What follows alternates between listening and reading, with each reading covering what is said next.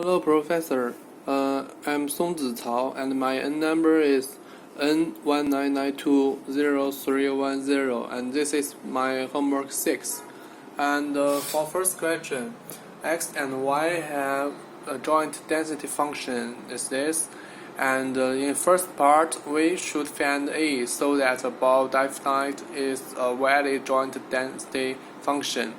So for first part we have calculate this equation equals to 1, and we have to calculate for two parts. The first part is from -1 to 1 dx, and second part is from -1 to 1 for dy.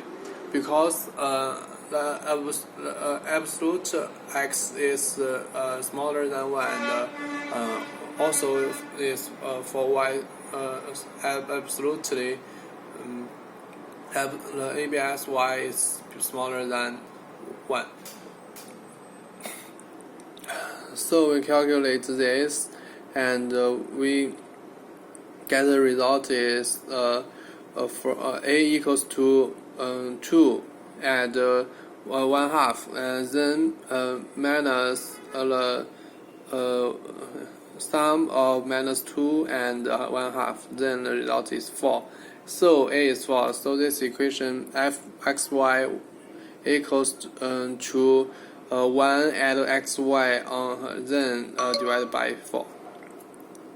And for second part, and xy uncorrelated. So we have to if they are correlated, then exy equals to ex multiply ey. So we have to calculate exy. We just move xy in front of fxy, and then calculate similar to the first part. And for dx, then we can get the result is like this is second 9, and then multiply y to 3 from -1 to 1, and then we calculate it equals to 1 on 4, and then multiply second 9, and then add second 9, and then we can get the result is 1 on 9. And for ex, we calculate similar. This time we just use x, and then the result is easy to calculate equal to 0.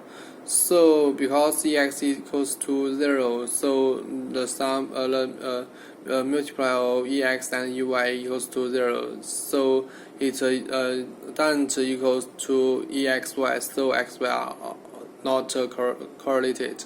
So then we can get the third part. Xy are also not independent. And for fourth part, find the joint density function of x square and the square of y. Then this part we can set z equals to square of x and w equals to square of y. Then we can go to Jacobi equals to 2x 0 0 to y, and then it's equals to 4xy. And when we know that x is smaller than 1 but bigger than -1, and similar to y, so z is from 0 to 1, and similar w is from 0 to 1. Then we can get Jacobi I equals to 4 z under this and w under this, and then we can get fzw is have 4 parts for Jacobi 1 and Jacobi 2 and Jacobi 3 and Jacobi 4, and on it have 4 different roots. So it's totally 4 parts. and we add them together, then we get the result is this. And then we can easily get we can write it like this. Fxz equals to this when z is bigger than 0 but smaller than 1, w is bigger than 0 but smaller than 1. And we can calculate easily fzz equals to this part and fw equals to this part. So fzw equals to fzz multiplied fww. Sorry. And then we can know that x square of x and square of y are independent. So this is the answer of fifth question.